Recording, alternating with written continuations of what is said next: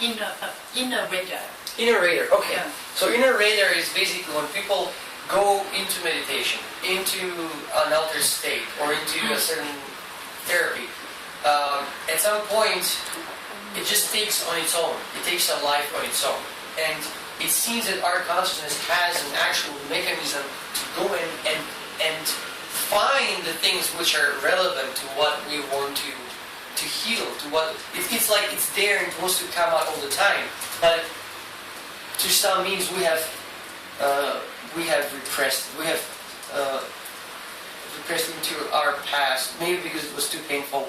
So there's always this tension in between the movement of the mind to be whole. It seems to be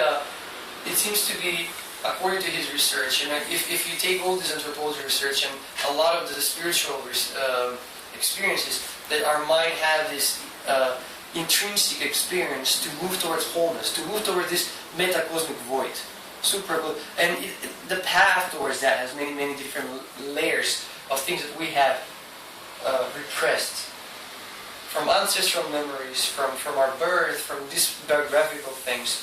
So once we sort of get into a state which renders the mechanism of repression helpless, it somehow suppresses the mechanism of suppression. It switches off that mechanism. These things just naturally start coming out.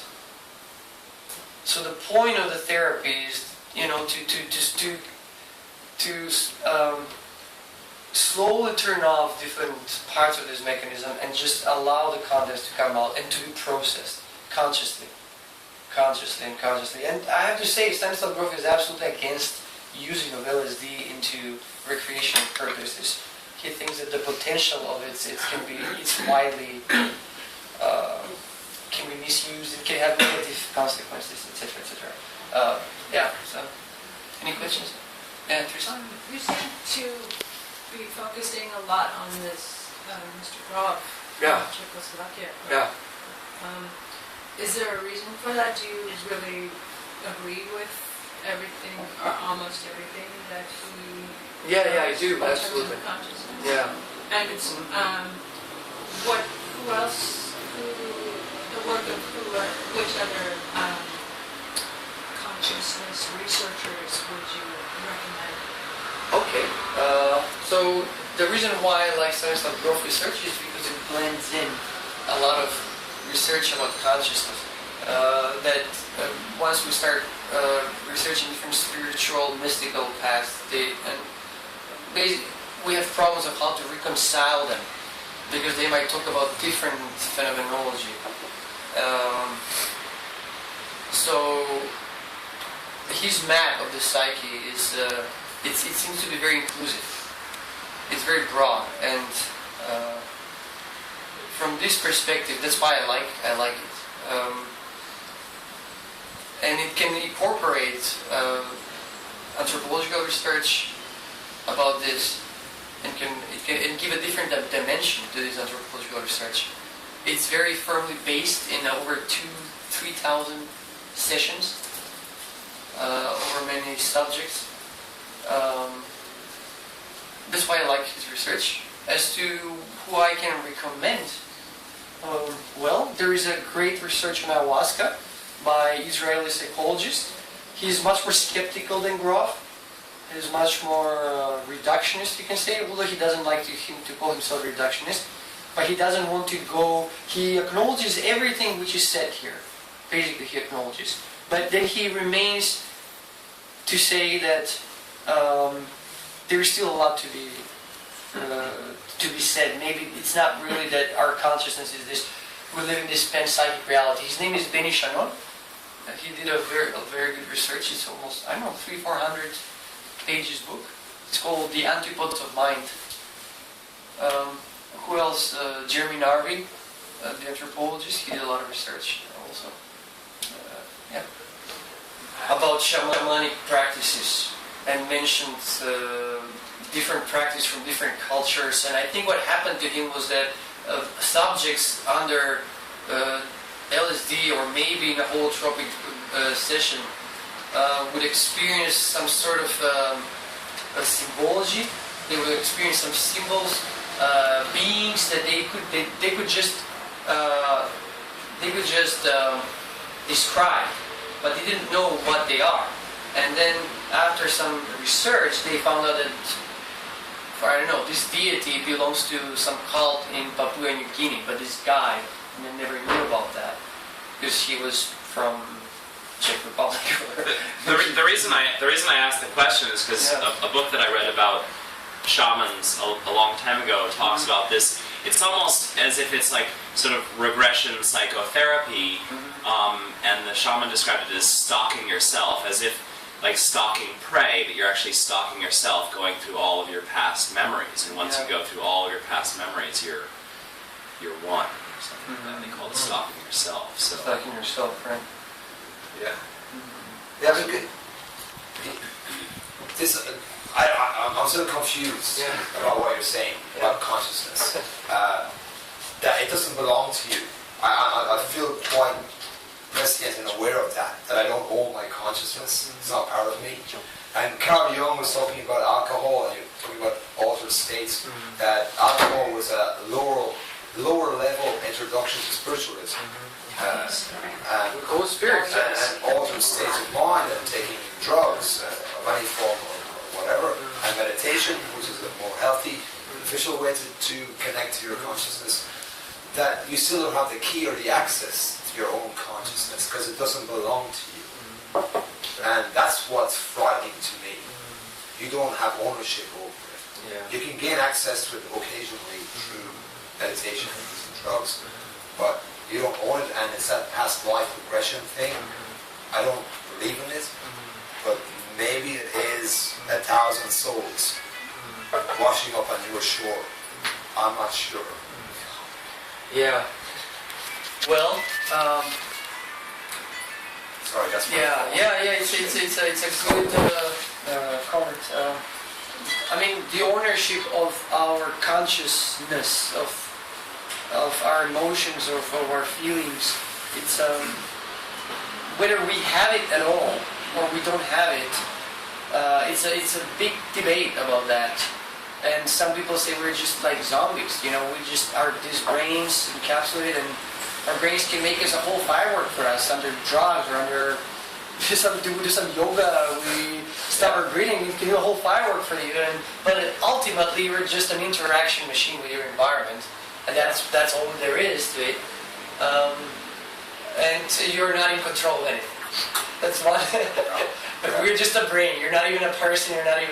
You're just a brain of imprints and nerve firing. And so that's the one extreme. And then there are people in between. And there's the other extreme of people who are saying that everything is consciousness. Sorry to interrupt, but do you believe in the collective consciousness? Me personally? As humanity and people, that we have a shared experience, that we are fibrally, DNA-ly or chemically connected. Yes, Carl Jung talks about the collective consciousness. Yes, I think I do, yeah. We are one. There is no other, there is no group, there is no mass, there is just one. Right. Well, he talks about the experience of dual unity. Well, your personal boundaries dissipate and you experience yourself as some other person, but your sense of self is still there. So it's not like you disappear, and it's like... I think these experiences do lead one to a bigger feeling of ownership. They do, people do emerge on the other side feeling more as themselves. Feeling more in control of their compulsions. Feeling more in control of things that they before didn't have. That's why he says that in psychotherapy, if we use LSD or some other means to induce these holotropic states, instead of just intellectualizing, lying there talking, it's going to be faster. And we can experience where we didn't have control, kind of integrate that and get out from the other side with more control, with more feeling of self. Okay, other questions? Yeah. There are groups of spiritualists that believe actually that we exist before we exist here, and that it is kind of a death to go into planet Earth, I guess, and have our memories erased. And, I was wondering if you knew if any of those spiritualists, and if they know, or apply Groff's theories? Any of Groff's theories? They apply Groff's theories. I don't know if they apply, but he mentioned Scientology, so that was an interesting notion because even Groff mentions them. And actually, he says it's very interesting. Some things, absolutely, a lot of what he said that he thought that when they were doing this cartography, when he started discovering these tendencies over a long period of time, like you cannot see these tendencies in the sessions if you do the session just one time. But if you start doing them in hundreds and hundreds, he says that we're starting to discovering this pattern, that the mind seems to be moving towards wholeness. There's this tendency of the mind to go toward this experiencing itself as consciousness, as everything, as that metacosmic void, to have this encounter with the divine. Like we all have this inner deep urge towards that. And he thought that they were doing something unique, but then he found out that Tibetan Buddhism is talking about that, Hinduism is talking about that, different mystical paths, Christianity, Sufi, Islam, they're all talking about that in different ways. So whether they were inspired by Groff, I don't know. There are groups that specifically work on him as... Yeah. Did you say anything about past life regression? Aggression? Oh yes. How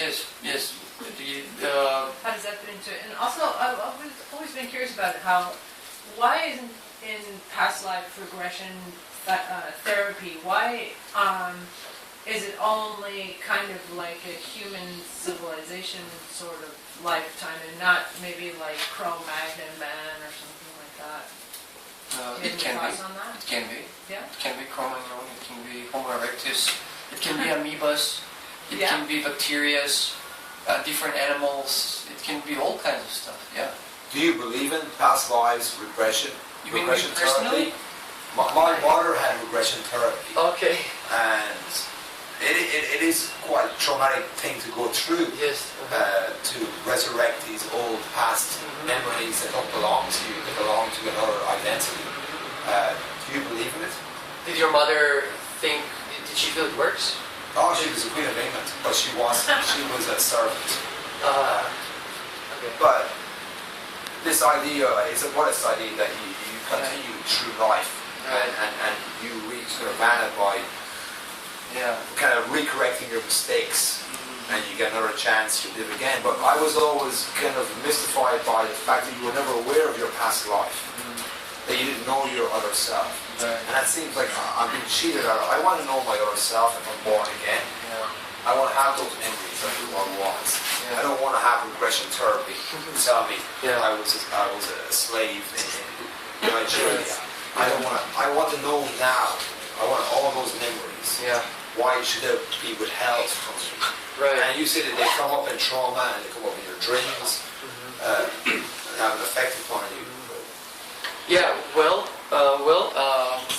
I mean, you can see that even during the biographical period, when you get into holotropic states, we experience things from this life. When we were 5, 4, 6 years old, and we forgot. So even this we already forgot, and the birth itself, the trauma of the birth, it seems to be also forgotten. Why that happens? I guess different religions, who believe in that, have different explanations. I personally, I don't know exactly. I think I do believe in that. But I think what's most important is whether it helps the person in the present or not. Like dwelling on it doesn't make any sense because you don't live there, you live here now. Dwelling on it doesn't make sense, but maybe resurrecting that memory for the purpose of healing you now makes sense. What is the point? But the point is of repeating your life. Are you yearning for perfection? No. Let's have that be the last question. You can answer that question and just wrap up with that. Okay. You're not yearning for perfection. I think you're just yearning for more being yourself. To be like self-aware. Self-actualized. Yeah. Perfection is just one of those, I don't know, it's just one of those brainwashing ideas, I guess, mind-controlling ideas. It has more to do with education, that the kind of education that is today, that is where the idea of profession comes from. I think, like Hasi was saying for all this time, that I don't even, well, and I believe a lot of people don't even ever for once thought about perversion and whether or not it's relevant to our being today. So I think this all has to do with the notion of education and the kind of education that is out there today. That is what actually raised the idea of perfection. Everybody's like vying towards that. Okay. Yeah, it's a modern social construct. It's got nothing to do with consciousness. Any last words? Do you have any last words before we finish? Well, no, I don't have any last words. I think I pretty much said everything. Okay. Well, then,